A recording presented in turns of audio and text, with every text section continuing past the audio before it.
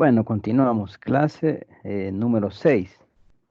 Aquí vamos a ver el periodo ético. Ya dejamos atrás la parte de los periodo ontológico, ¿verdad? Donde estaban los principales sistemas filosóficos de la tradición griega, aunque ya vimos que no es griega. Entonces, característica de este periodo, disminución de la actividad teorética. Aquí ya se enfoca en otro tema, ¿verdad? Ya no es el conocimiento, sino que es la virtud. Entre las principales escuelas están los estoicos. El fundador es Zenón de Citium, fíjense, de la ciudad de Chipre, o sea que tampoco fue griego. Etimología del término, eso de estoico, viene del término etoa, que significa pórtico pintado.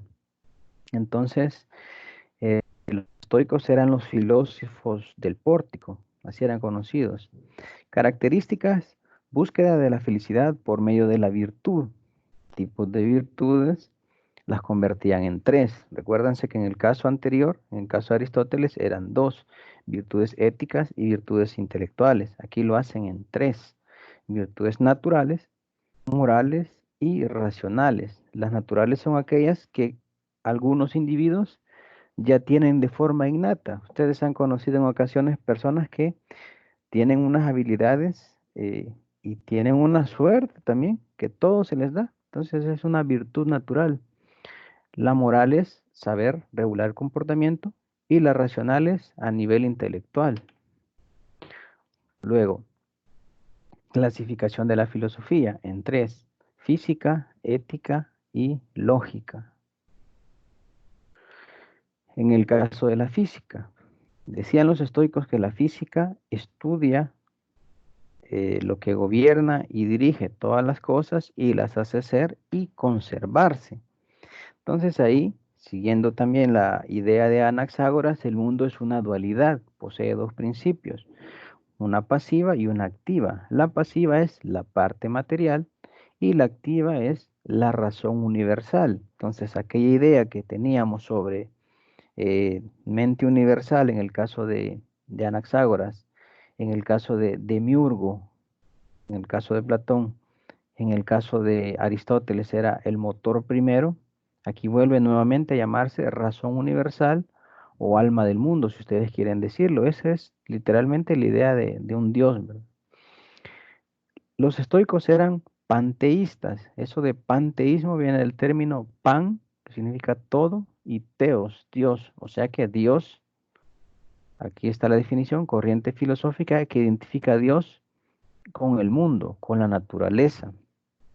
Esto es una continuación del pensamiento primitivo cuando hablábamos de la parte del animismo, en donde decían ellos de que en la naturaleza existían espíritus que ahí habitaban, ¿verdad? En los seres vivos y en los seres inanimados. Entonces aquí eh, ya se habla de una única razón universal que se encuentra en toda la naturaleza y la gobierna. Ellas hablaban también del hado o año cósmico o el ciclo cósmico que se cierra al alinearse los planetas. Por eso le pongo esta imagen del lado derecho. Eh, Recuérdense que en la tradición de las comunidades antiguas se hablaba de un eterno retorno. Entonces, según los estoicos, ese eterno retorno se cumplía o se cerraba cuando se volvían a alinear todos los planetas. Entonces, cuando ya se pasaba eso, que se cerraba ese gran año, venían cataclismos. Entonces, se destruía literalmente la naturaleza y volvía nuevamente a surgir todo en el mismo orden como había pasado antes. Es lo que se llama la teoría del eterno retorno de lo mismo. Entonces, ya no se puede cambiar ese orden. Cambiarlo implicaría perder el orden universal y la razón universal. Entonces, si nosotros analizamos eso, quiere decir que para los estoicos, cuando ya por fin se cierre el año y hay un cataclismo y todo se acabe, el mundo se volverá a renovar, va a volver a surgir la raza humana, va a volver a estado de primitivo, va a volver a ser nómada, luego sedentario, va a volver a ser esclavista, feudalista, capitalista y todos los sistemas que vengan y volverá a extinguirse y surgirá nuevamente el mismo. Ese es un eterno retorno del que no podemos salir según la teoría de los estoicos. En el caso de la ética, es la parte de la filosofía que estudia la conducta de los hombres en sociedad. Para ellos, el hombre es una dualidad. Posee el cuerpo, que es la parte mortal, y el alma, que es la parte inmortal o divina. En el caso del cuerpo, es la parte instintiva o irracional, que se encarga de la conservación, nutrición y reproducción.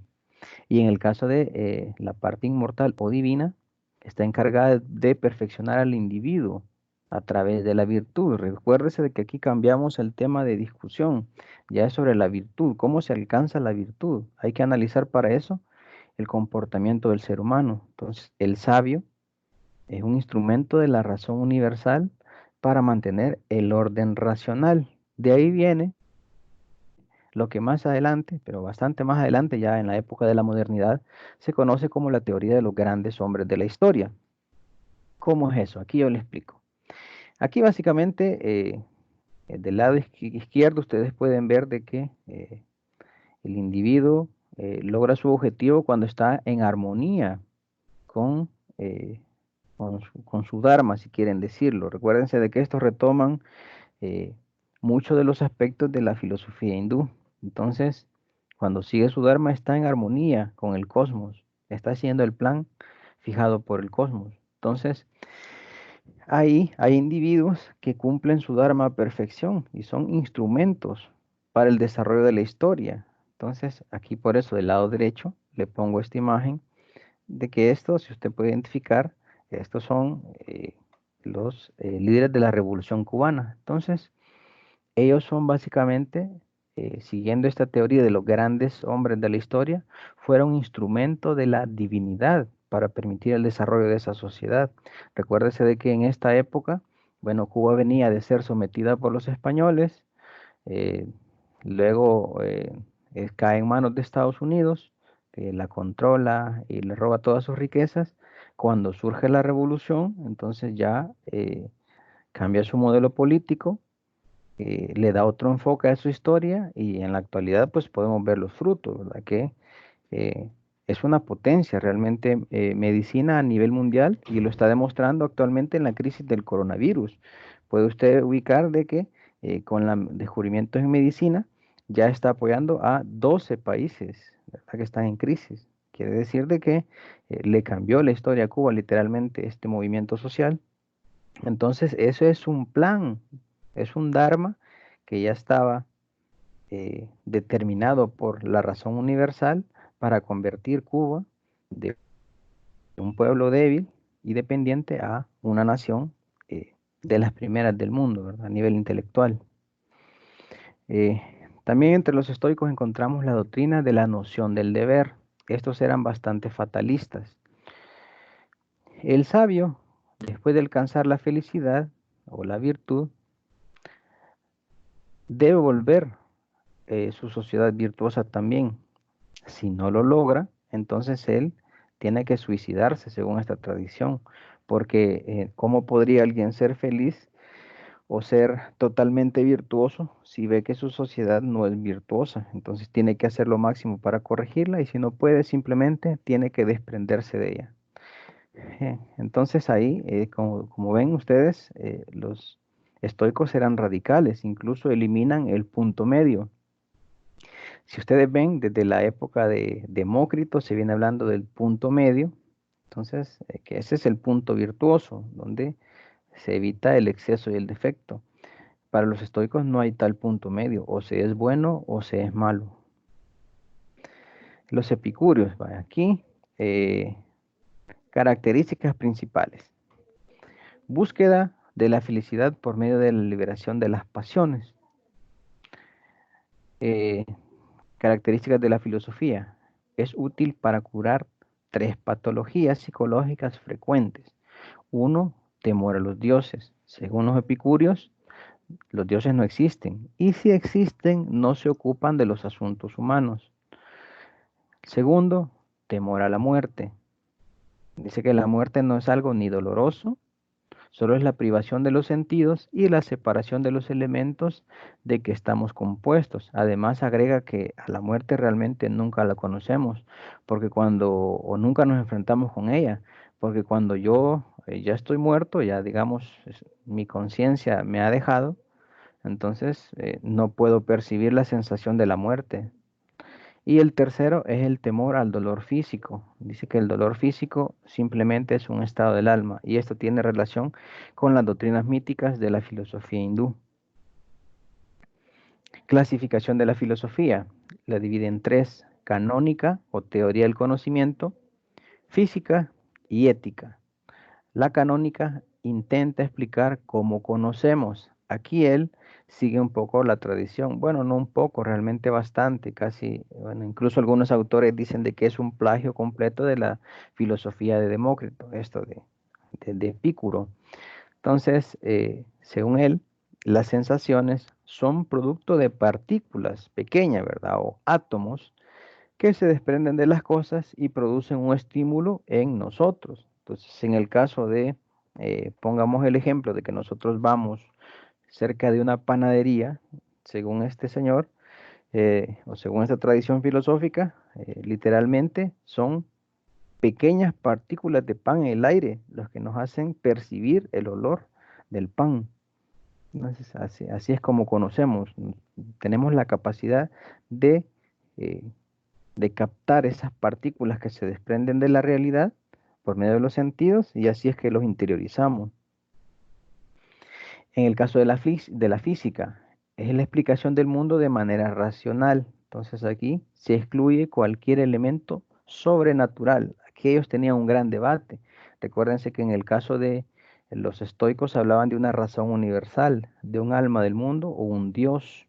Aquí ellos decían de que no existía ese tal Dios, ¿verdad? O mente universal. Las características de la física en Epicuro. Primero, es materialista y segundo, es mecanicista. Cuando digo materialista es porque elimina la idea del alma del mundo. O sea, no hay un fundamento metafísico que gobierne el universo. Y también es mecanicista porque entiende que el mundo posee leyes mecánicas que no tienen ninguna finalidad o ningún telos. Eso de telos es propósito también, ¿verdad? O sea que no es que exista un orden en el mundo que al final se cierre en un ciclo y que vuelva a renovarse y que exista un dharma y que hay un propósito para cada sociedad o para cada individuo, sino que no, simplemente son leyes que existen ahí, que siempre han estado, que siempre van a estar y estamos en un eterno retorno, pero no necesariamente vamos a decir, eterno retorno de lo mismo. Estamos siempre evolucionando, cambiando. No es cierto eso que volvemos al punto de partida y estamos constantemente evolucionando y regresando. En la ética, el ser humano es guiado por dos criterios. Primero, el placer y segundo, por la felicidad.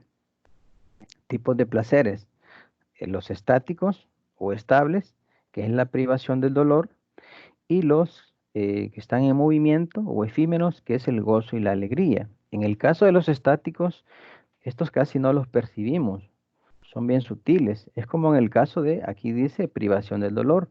Pongamos el ejemplo de cuando usted está enfermo. Pues cuando usted está enfermo, pues su cuerpo se debilita, se siente agobiado, ¿verdad? Existe un dolor. Cuando ya por fin usted supera la enfermedad, siente hay una sensación de placer, ¿verdad? De estar ya bien. Entonces eso es el placer estático. Siempre participamos de él, simplemente que eh, no lo percibimos hasta que lo perdemos y lo recuperamos nuevamente. Del efímero es el gozo, ¿verdad? Si usted analiza, eh, realmente sí, estos momentos o este tipo de placer es bien efímero, es poco. Son pocos los momentos de verdadero gozo y alegría que experimentamos a través de la vida. Y el segundo, la felicidad. El criterio para la felicidad es, primero, el de elección, que es la búsqueda del placer. Por eso es de que aquí también hablan de que los epicúreos realmente hablan sobre la medida del placer. O sea, no es que nieguen el placer o digan que es totalmente malo, sino que simplemente hay que buscar la medida exacta de eso. Si usted pues, debe comprender de que digamos, la condición humana implica altos y bajos. Entonces, si hay momentos de que usted está eh, imbuido en situaciones favorables y, y participa de una enorme cantidad de placer, en el instante que usted ya no lo tenga, entonces eso le va a generar un vacío, ¿verdad? Una sensación de dolor, de soledad. Por eso es de que hay que saber regular eso, buscar un punto medio. Y el segundo criterio para la felicidad es la de la aversión, huir del dolor. En ocasiones, pues nuestro instinto nos lleva a experimentar situaciones de riesgo y que pues nos pueden producir mucho dolor al final. Entonces, para evitar eso también hay que saber regular, saber elegir. En el caso de la ética también, ¿verdad? Elementos para alcanzar la felicidad, la ataraxia y la aponía. Ataraxia, término griego que significa ausencia de turbación, esto es a nivel espiritual. Y la aponía es ausencia de dolor, dolor físico, ¿verdad? Es decir, a nivel material, que no es lo mismo, ¿verdad? No es lo mismo cuando usted puede estar físicamente saludable, pero espiritualmente o internamente, si quiere decirlo, para quitar ese término metafísico, puede estar bastante mal. Igual en el caso de el dolor, ¿verdad? El dolor material es cuando le duele alguna parte del cuerpo. El ser humano posee tres tipos de necesidades. Las naturales y necesarias, como son el hambre, la sed y el sueño. Las naturales y no necesarias, que son el placer corporal. Y las no naturales y no necesarias, como son el poder, la riqueza y la fama. Por eso incluso los epicúreos decían de que no había que participar en la vida política, porque la vida política está llena de elementos que perturba el alma. En el caso de una persona que desee poder o que tenga deseo de riqueza, va a tener perturbaciones a nivel espiritual. Entonces no alcanza la ataraxia. Y también, debido a su esfuerzo, a trabajar jornadas largas, a estar en constantes dificultades y resolviendo problemas, puede llegar a enfermarse. Entonces no alcanzaría la aponía. Luego están los eclécticos. De los eclécticos no hay mucha información realmente, o aunque hay algún par de personajes, realmente no aportan mucho a esta rama del conocimiento. La característica de los eclécticos viene del término ekleheim, que significa recoger. Entonces, la característica de ellos es que eh, ocupaba un método que consistía en reunir lo mejor de la doctrina de varios sistemas y ellos simplemente la sintetizaban. Entonces, cada vez que exponían su pensamiento, fácilmente podían ser, si quieren decirlo ustedes, desenmascarados, porque retomaban las teorías de uno y de otro pensador como una especie de compilación. Y el problema que tenían propiamente era de que retomaban posturas incluso de corrientes de pensamiento contrarias. Entonces, por eso no era muy tomado en cuenta ni con mucha seriedad su pensamiento, porque retomaban elementos materialistas y elementos metafísicos, pero ya queriendo debatir con ellos podíamos hacerlos caer en contradicción. Por eso no prosperan mucho. Y luego al final que están el periodo religioso, que ya decíamos que es cuando la filosofía griega que se conoce cae en desgracia. eh, Ahí están escuelas neoplatónicas, neopitagóricas, y ahí están los cínicos, que ya les decía yo que le iba a explicar eso de por qué viene el término cínico. El más representativo es Diógenes de Sinope. ¿En qué consistía su filosofía? O la doctrina central, se debe vivir conforme a la naturaleza. Entonces los elementos principales eran, primero, liberarse de los prejuicios morales y leyes culturales. O sea que aquí estamos hablando de un filósofo, no a nivel teórico, porque si usted encuentra o quiere buscar información sobre él, no va a encontrar, eh, porque él no se dedicaba a la actividad literaria, ¿verdad? No había una compilación de su pensamiento, sino que a través de la práctica llevaba una vida de acuerdo a su forma de pensar. No puedo decir ni siquiera que fuera una filosofía, sino que de acuerdo a cómo él pensaba. Pero aquí se incluye en la historia de la filosofía y por eso lo voy a mencionar así. Entonces él fue crítico de las costumbres de su tiempo. Inclusive aquí le pongo esta imagen en donde él está. eh, bueno, le voy a explicar esto. El segundo debe negarse la posesión, las posesiones materiales o la riqueza. Entonces hoy sí le explico. Este que está ahí en el suelo tirado, ¿verdad? Con una manta, es la imagen de Diógenes. Entonces él se supone que era un individuo que venía de una familia aristócrata, de la parte de Sinope. Pero él, en su forma de vivir, consideraba que los placeres materiales y las posesiones materiales no generaban ningún bien, entonces simplemente se desprende de ella. Cuando incluso le dieron su herencia, él la vendió, la repartió entre los pobres, consiguió un barril y lo puso en el ágora, literalmente. Se llevó su barril y ahí vivía en ese barril. Entonces ahí llegaban los perros, ¿verdad? Por eso también se conoce como los perros, a los cínicos, ¿verdad? De ahí incluso viene etimológicamente el término. Entonces él pasaba todo el día ahí acostado, eh, bajo el sol, bajo la lluvia, como en el día, en la noche, ¿verdad? Ahí se quedaba, ahí dormía, estaba desnudo, solo tenía, aquí le han puesto incluso para decorar la imagen una manta, pero no, él se mantenía desnudo. Había gente que le tiraba comida y él, eh, sin ningún prejuicio, la agarraba, si no le daban, no comía.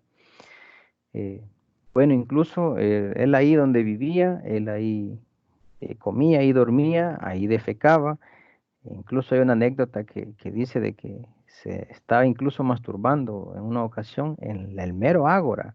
Entonces ya se imaginarán, ¿verdad? En la mera plaza pública masturbándose.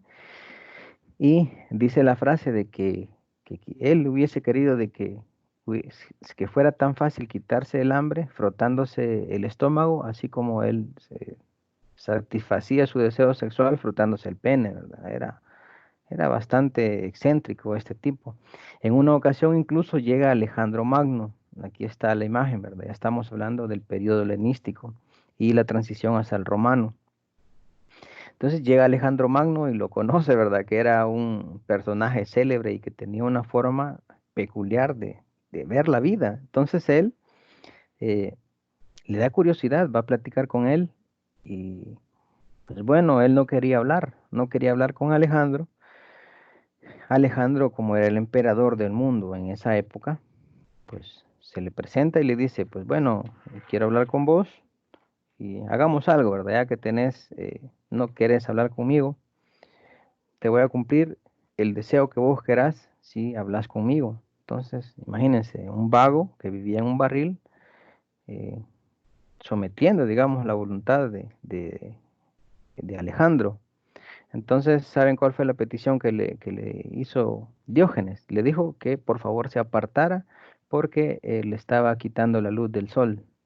Entonces, es bien curioso, ¿verdad? Alejandro incluso después, cuando ya era emperador, no murió tan nada viejo, ¿verdad? Estaba bastante joven Alejandro cuando murió, tenía 33 años. En sus últimos días decía de que, comparando su vida, que aunque había sido emperador del mundo, había sido bien agitada, realmente era mejor la condición que tenía Diógenes, y que si él no hubiese sido Alejandro, hubiese deseado ser Diógenes. Luego está, como les decía, la transición entre el helenismo y el periodo del Imperio Romano, de la expansión de la cultura romana. Características. Primero, expansión territorial. ¿Por qué, verdad? Porque ahí tomaba control del comercio a nivel terrestre y a nivel marítimo. Por eso es de que era mejor invadir los países, ¿verdad? La guerra fue un gran negocio para esa época, tomar las rutas comerciales y obviamente que tenía el monopolio de las mercancías. también se convirtió en una metrópoli esclavista porque él necesitaba pues mucha fuerza de trabajo para generar sus riquezas. Recuérdense que ya decíamos de que los griegos son los que descubren eso, ¿verdad? Que lo que realmente produce la riqueza es la fuerza de trabajo. Entonces, las grandes tradiciones que se nos imponen a nivel cultural, como es la griega y la romana, lo que realmente nos han dejado es el esclavismo. Textos ideológicos. Entonces, aquí primero son las 12 tablas, que son los precursores de lo que se conocerá como el derecho romano. Entonces, los romanos entendieron eso también, ¿verdad? Así como eran astutos para la filosofía los griegos, lo eran los romanos para las leyes y se dieron cuenta de que por medio de las leyes se puede obtener mucho poder y se puede vencer a muchos adversarios sin necesidad de la fuerza. En las 12 tablas permitía la expropiación de tierras subutilizadas o sin heredero. De ahí es donde surgen después los grandes terratenientes, ¿verdad? Que durante la época feudal son los que tienen el control de los medios de producción. El castigo por las deudas era ser vendido como esclavo o descuartizado. Ahí una persona que cayera en deudas, pues si tenía un acreedor, era vendido como esclavo. Se le quitaban todas sus posesiones, si es que tenía algunas todavía, si es que no se las habían expropiado todas ya, y era vendido como esclavo. Y si tenía varios deudores, entonces lo descuartizaban y cada uno se llevaba una parte del cuerpo, ¿verdad? Esto a manera simbólica para que la gente tuviera cuidado a la hora de endeudarse. Si no, ya sabía que el castigo tenía. También incluía lo que se llama la ley de Petelio, en donde se prohibía la esclavitud exclusivamente de ciudadanos romanos y en caso de que existiera un ciudadano romano que tuviera alguna deuda, pues simplemente tenía que llegar ante el tribunal y enfrentar a su deudor, jurar que era insolvente, se le perdonaba la deuda y quedaba libre, si ustedes quieren decir así, pero tenía que ceder todas sus posiciones. Ahí es, ya ven con la ley cómo es que se puede manipular y dejar a nadie, a alguien sin nada, sin necesidad de agredirlo. Otra característica en las guerras de conquista, ya decíamos, primer objetivo era esclavizar a la población, porque eran los encargados de proveer fuerza de trabajo y también tributos. Desde todas las provincias llegaba alimento, ¿verdad? Y distintas materias primas, que ese era el segundo objetivo, obtener las materias primas. Tercero, retomar especialistas y técnicas. Entonces ahí se mejoraba las formas, la maquinaria de guerra, la forma de cultivar la tierra, la forma de trabajar el metal. Ahí hay una evolución, un proceso dialéctico. Y cuarto, expropiación de tierras, que ya decíamos que es lo que genera las oligarquías terratenientes romanas y que va a formar más adelante el señor feudal europeo. ¿Cómo iban los desfiles ahí? ¿Cómo era el orden? Cuando venían de alguna campaña militar, que era propiamente una doctrina militar, la de los romanos, incluso muchos soldados básicamente elegían esa vida porque era mucho más fácil en comparación a la vida del agricultor, del campesino, del herrero y de todos esos que producían, ¿verdad?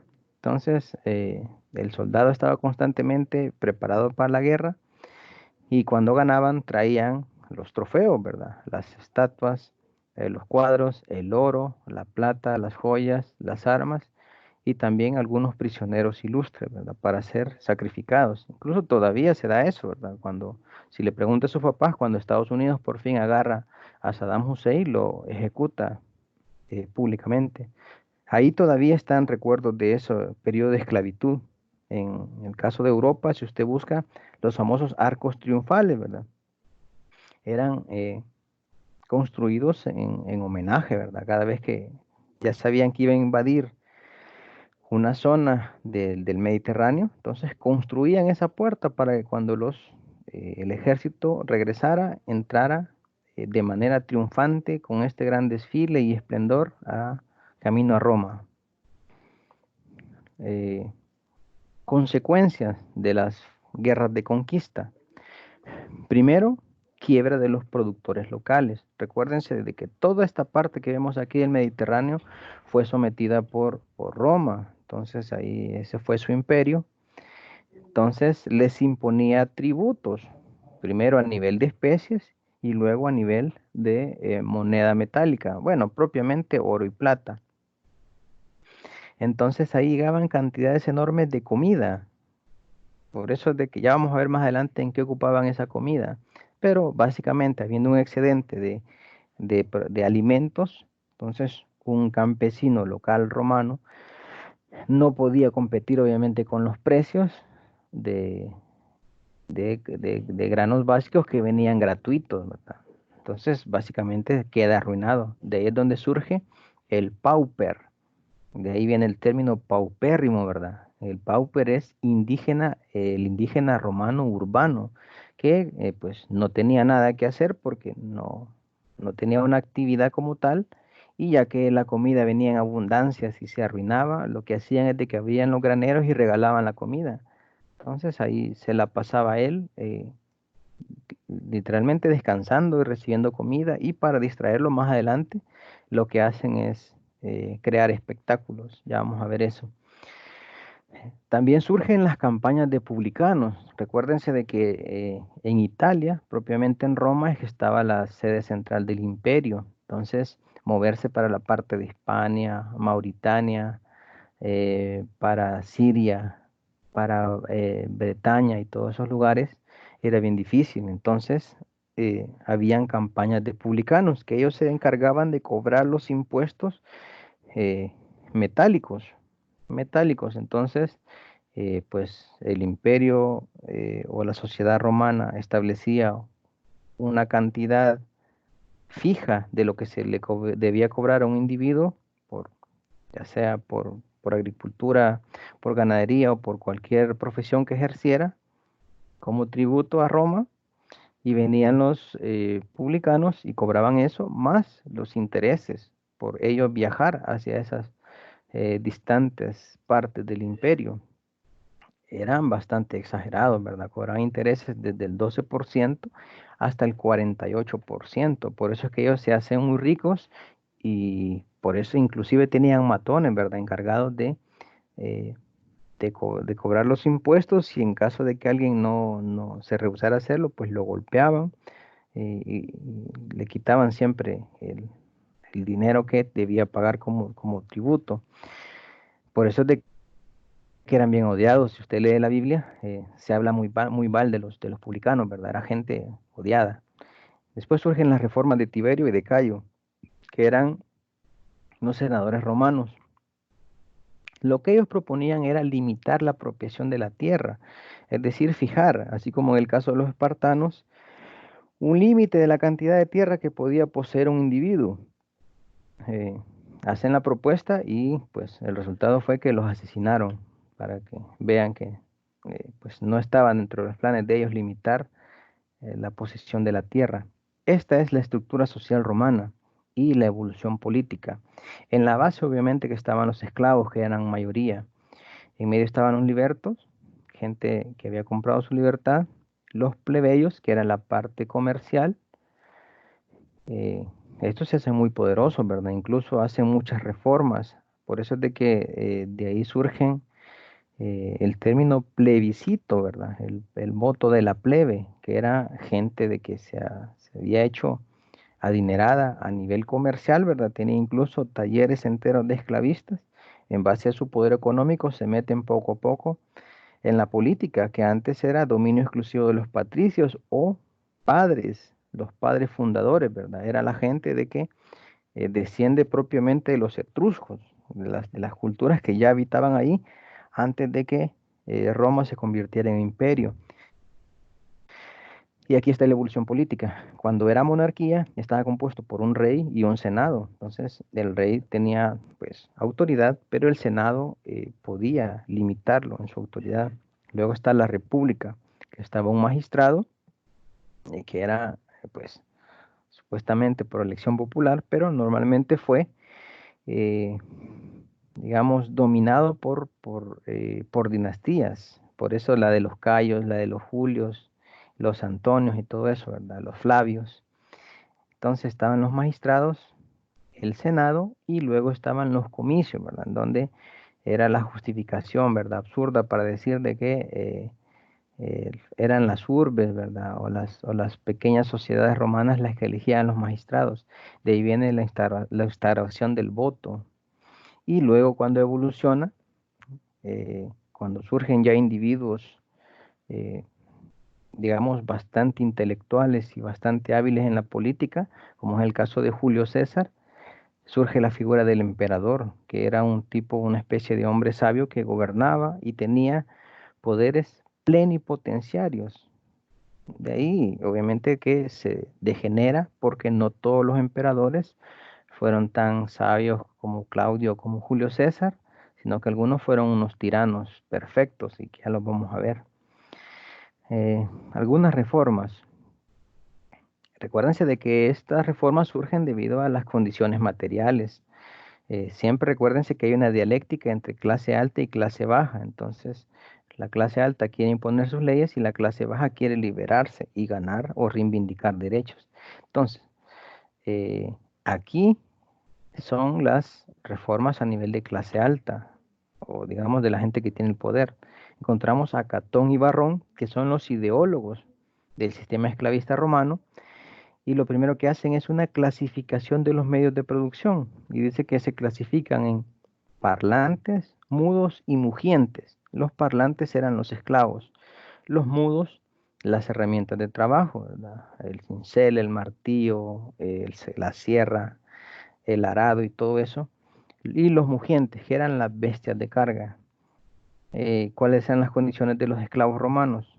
Primero, según como lo establecían Catón y Barrón, son decretos que ellos sacan para que se apliquen en todo el imperio. Primero, solo deben tener dos funciones, trabajar y dormir.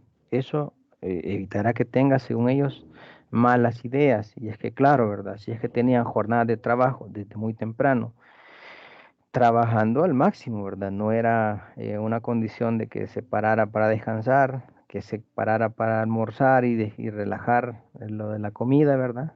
No, era trabajo todo el día, a presión, al máximo de la capacidad física. Entonces, cuando llegaba a la casa, simplemente dormía. Entonces, era una forma sutil de poder controlar a toda esa gran masa de esclavos. Segundo, deben mantenerse semihambrientos también, ¿verdad? Que esa es otra cualidad que una persona que está semihambrienta, obviamente de que está débil. Entonces, una persona débil y que es explotada todo el día y que solo tiene un par de horas para recuperarse, definitivamente no va a tener la capacidad de rebelarse. También se les prohibía tener bienes, no podían tener casa, no podían tener herramientas de trabajo, incluso la familia no les pertenecía, los hijos eran propiedad del señor esclavista y él los podía, si quería, regalar, vender o hasta sacrificar. En esta época, el esclavo era el equivalente de una bestia de carga, de una herramienta mugiente, ¿verdad? No tenía ningún valor. Luego estaban eh, los beneficios, si ustedes quieren decirlo. Entre todos los esclavos, si había gente que era eficiente para trabajar o era, digamos, patronal, si ustedes quieren decirlo, o así, yo, ¿verdad? Yo con el esclavista, ahí lambiscón. Entonces el beneficio que tenía es que se le daba más comida y menos castigo. Eso es parte de las estrategias de dominación, ¿verdad? En donde individuos de la misma clase social, en este caso esclavista, sirven como controladores de su propia gente, favoreciendo los intereses del patrón. Emperadores tiranos, como les decía. Entre el primero es Calígula. Calígula tenía esta frase, que me odien con tal que me teman. Entre algunas reformas que él hace es, primero, autorizar, eh, autoriza utilizar esclavos en el Coliseo para alimentar las fieras. Entonces ahí se le enviaba solo para divertir a la gente, que ya decíamos, el famoso pauper, ¿verdad? Que no tenía nada que hacer porque ya estaba provisto de comida. Y para que no se aburriera, entonces había juegos en el Coliseo. Ese Coliseo realmente es un símbolo de la esclavitud. Realmente tendría que ser un motivo de vergüenza y no de patrimonio cultural, como se plantea, ¿verdad? Entonces ahí llegaban y pues se entretenían se entretenían con los espectáculos para no estar aburridos, obviamente, y no estar inconformes con cómo se procedía a nivel político.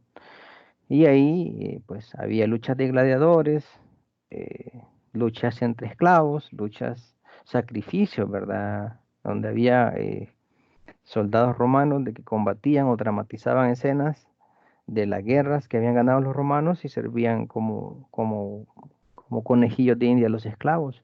Para alimentar las fieras también les mandaban viejos, porque obviamente una persona vieja ya no es productiva, entonces eh, sale caro, digamos, si ustedes quieren decirlo, a nivel económico desfavorable, estarlo manteniendo si no produce nada, la gente deforme. Los enfermos y en ocasiones esclavos sanos que eran castigados, ¿verdad? Por rebeldes. Allá eran alimento de las fieras. Inicia la costumbre también de regalar cestas de pan y carne en los espectáculos del Coliseo. Entonces, de ahí viene aquella frase de que el pueblo quiere pan y circo, ¿verdad? Donde eh, básicamente está entretenido y está alimentado y con eso ya está satisfecho. Ya un pueblo que se mantenga en esa condición seguramente se mantendrá en la ignorancia siempre. Decretó también eh, por la muerte de Drusila, que Drusila era una amante que tenía y que la quería mucho, que por un año mm, estaba prohibido reírse, estaba prohibido bañarse y celebrar cualquier tipo de fiesta, porque había que guardar un año de luto por la muerte de Drusila.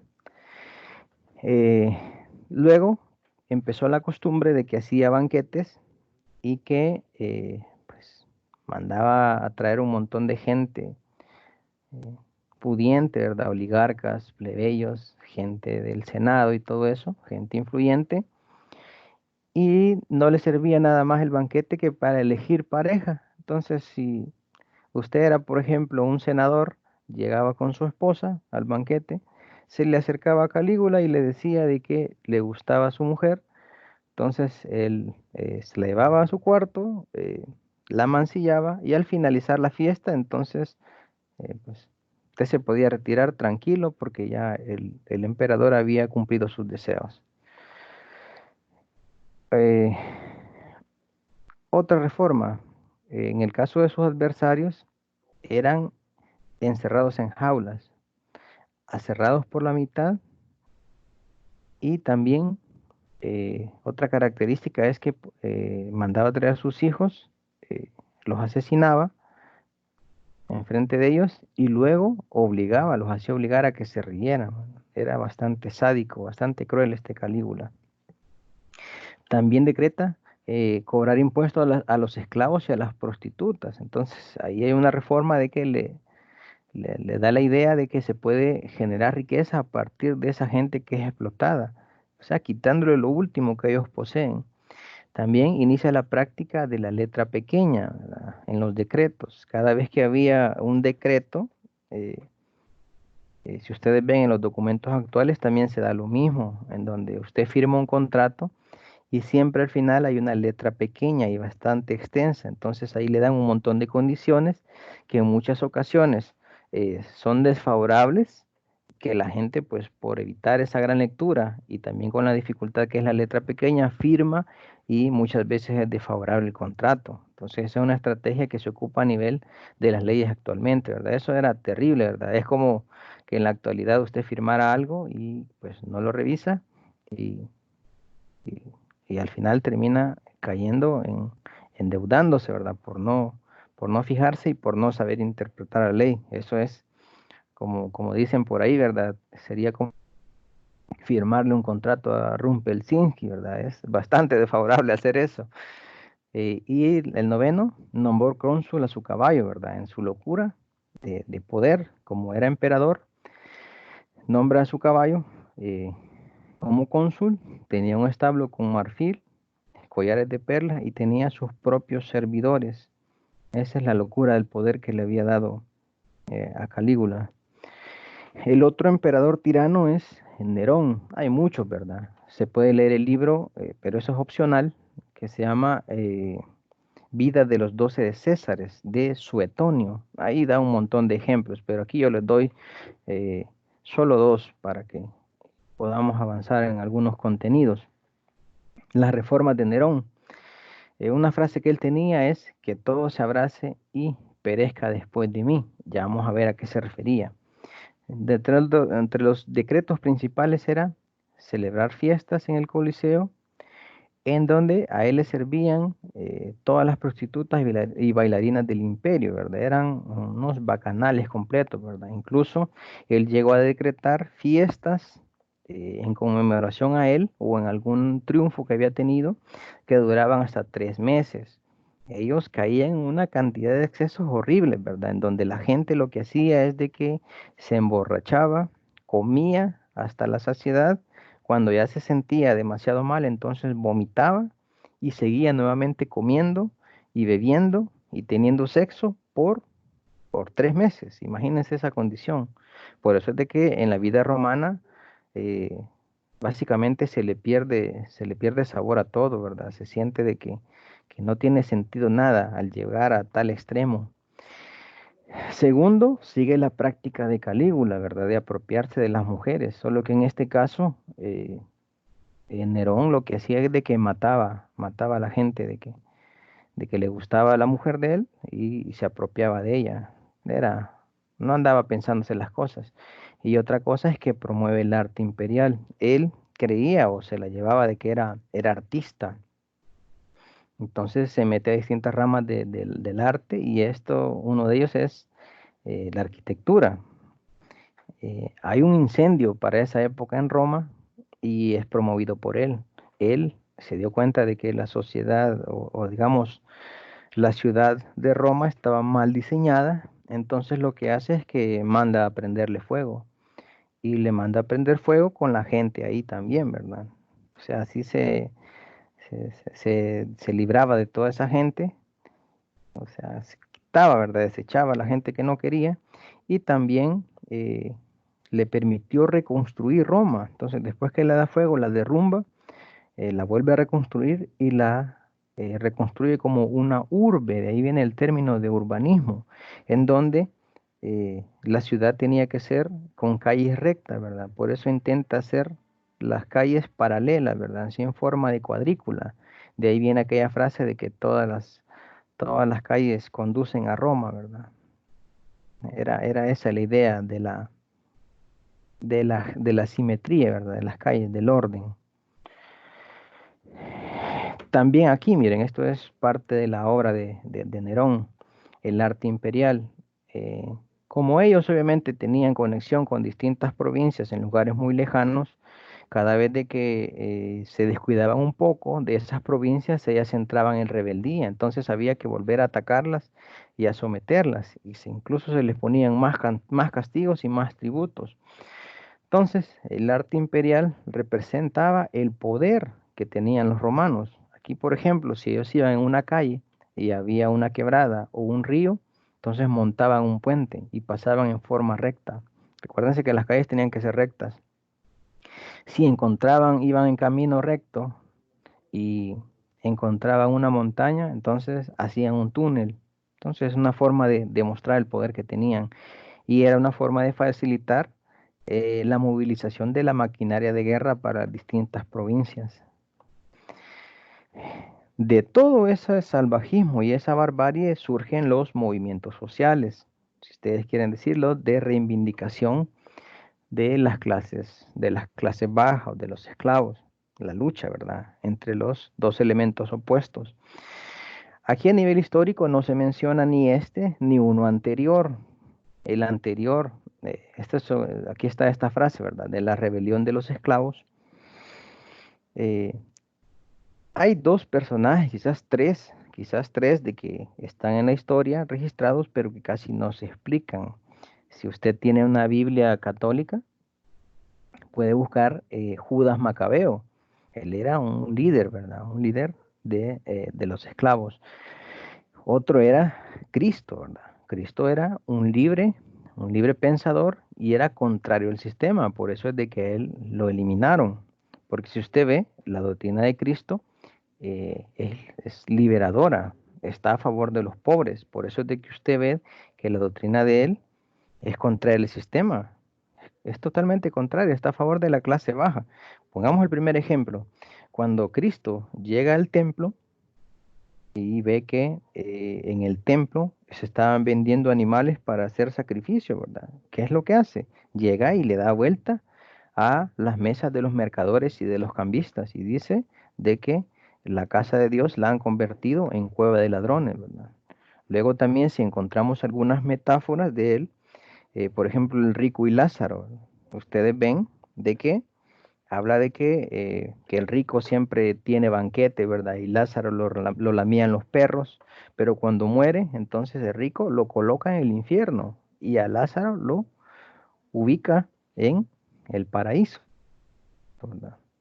También está la metáfora o la parábola del joven rico, ¿verdad? De que le dice que ha cumplido todos los mandamientos.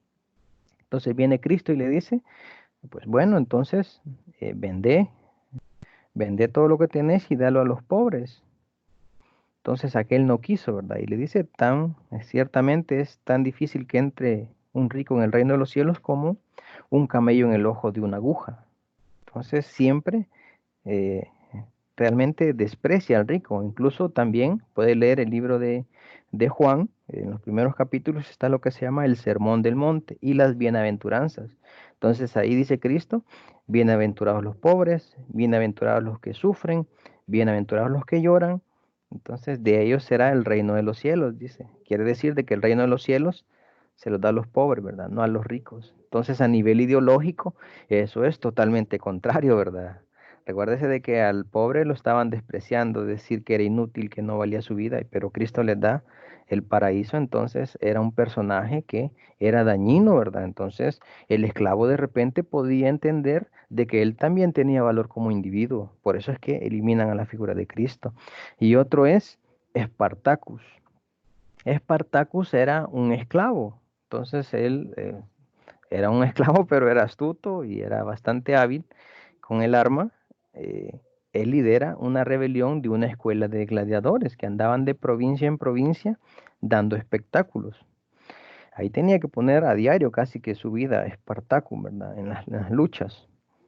Eh, Libera esa rebelión, se escapa de la escuela de esclavistas, libera o lidera una banda de bandoleros, como le llamaban, andaban por todas las provincias y andaban liberando los esclavos. Entonces era una turba completa, ¿verdad? De esclavos que andaban por todas las provincias, llegaban, ubicaban donde estaba el señor esclavista, lo mataban y se llevaban a los esclavos que tenían y se hacía cada vez más grande ese movimiento. Ese movimiento no se menciona casi en la historia, pero estuvo a punto de derrotar el Imperio Romano. Lo puso en mente. De ahí, eh, pues lastimosamente, eh, eh, él tenía la idea que no logró cumplir, es que desde Roma que se escapa, comienza una travesía hasta el norte y quería cruzar hasta la parte de Suiza, pero no sabemos por qué, aunque hay algunas interpretaciones que dicen por qué. Lo que hace él es que no se va a Suiza, sino que, bueno, el objetivo que tenía él era fundar una sociedad de esclavos. Y oigan bien, no de esclavistas, sino que de esclavos. Entonces, iba a ser una especie de país, en este caso Suiza, en donde ahí iban a llegar, o digamos, todos los esclavos que llegaran iban a ser libres. Y obviamente que teniendo esa turba ahí defendiéndolas, ahí no iban a poder ser explotados ni sacrificados, ¿verdad? Entonces, modifica él su estrategia y se redirige hacia el sur, hasta la isla de Malta. Entonces la idea que tenía era ahí, con las defensas naturales del mar, estar protegidos para formar su estado con esclavos. Pero ¿qué sucede? Cuando va a la isla de Córcega, o como se llama aquí, Sicilia, eh, intenta cruzarse, pero los barqueros que estaban ahí lo traicionan, no lo cruzan. Obviamente, como él no tenía dominio del mar, no sabía cómo llegar hasta la isla de Malta y de ahí lo abordan las legiones romanas y lo matan, ¿verdad? Entonces, ellos pensaban que con eso ya se controlaba el movimiento, pero no fue así, ¿verdad? Después de la muerte de Espartacus, los esclavos lo que hacían es de que cuando se veían maltratados, asesinaban a su esclavista y se fugaban. Entonces, eso era un gran temor para los romanos, porque literalmente los esclavos habían perdido el temor a la figura del esclavista, ¿verdad? Entonces, de ahí vienen algunas reivindicaciones, si ustedes quieren decir, o algunos derechos que se obtiene por parte de los soldados romanos. Primero, eh, reconocimiento oficial de su religión. ¿Cuál era la religión de los esclavos? El cristianismo. El cristianismo, recuérdense de que según lo que hemos argumentado aquí, siguiendo la figura de Cristo, básicamente daba una esperanza de mejor vida en un mundo supraterreno.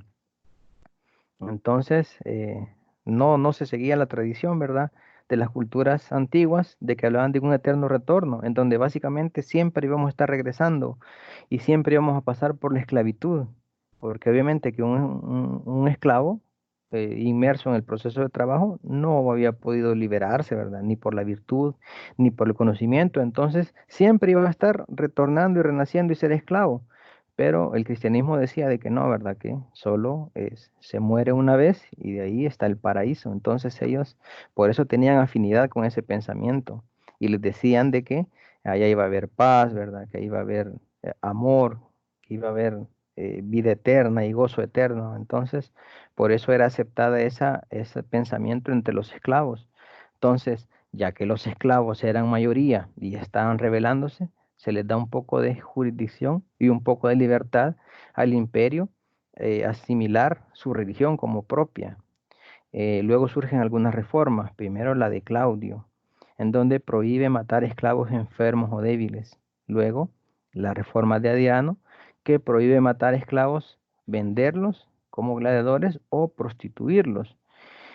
Y de ahí surge también la figura del liberto, que era una persona liberada de la esclavitud por su amo, por piedad o por precio, ¿verdad? Que había comprado su esclavitud, su libertad, ya no era esclavo y tenía un documento legal que decía de que había comprado su libertad y que ya no podía caer nuevamente en la condición de esclavo. Y finalmente Carcalla, en el 212 otorga la ciudadanía a los habitantes de las provincias, que esto le genera un gran conflicto, ¿verdad? Porque eso implica de que todos los ciudadanos de las distintas provincias iban a tener los mismos, los mismos beneficios ante la ley, y eso son una de las causas que provocan la catástrofe y la caída del imperio romano, ¿verdad? Que como vemos no nos dejó muchas cosas buenas. Entonces, eso sería para terminar esta parte del recorrido que vamos dando a través de la historia de la filosofía. Para que tengan un poco más de conocimiento sobre eso, les voy a dejar una tarea, ¿verdad? Pero no va a ser una tarea de leer, ¿verdad? Para que no se frustren de que han estado leyendo demasiado y teniendo que escribir tanto. Lo que vamos a hacer es de que en el grupo les voy a poner el link de una película. Entonces usted ve la película y hace un ensayo de una página o página y media máximo y le pone alguna imagen, digamos dos páginas, así, una media para la imagen y una y media para lo que a usted le parece curioso, lo que entendió y lo que aprendió referente a esta época. Entonces, dicho eso, estas son las dos clases de esta semana. Mucha suerte y que pronto ojalá nos podamos ver de nuevo.